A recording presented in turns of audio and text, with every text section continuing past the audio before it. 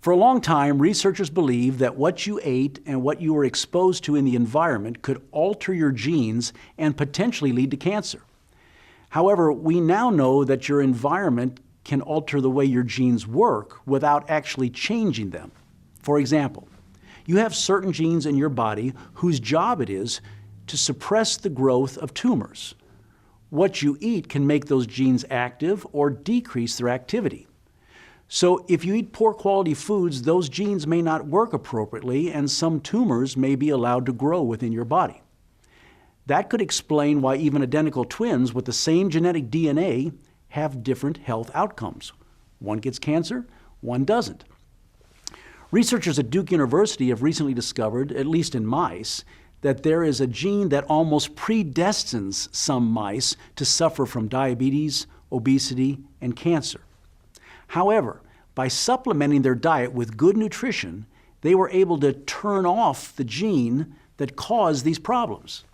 As a result, the mice didn't get the diseases. Even though we don't have the specifics currently on how this applies to humans, it's probably a good bet that if you will increase your fruits and vegetables, whole grain foods, beans and nuts, low-fat calcium foods, stay physically active, and get to a healthy weight, you will decrease your risk for cancer. We don't have to have all the answers about what specific genes turn on and turn off before we get benefit from this new discovery. By the way, it turns out that not all fruits and vegetables are created equal, especially when it comes to decreasing your risk of getting cancer. As you know, Americans don't eat enough fruits and vegetables. Your goal should be around 2 cups of fruits and 3 cups of vegetables per day, every day.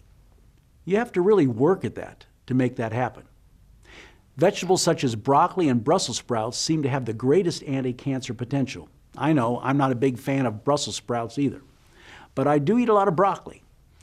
Unfortunately, the top 3 most popular vegetables in the United States are iceberg lettuce, tomatoes, and French fries.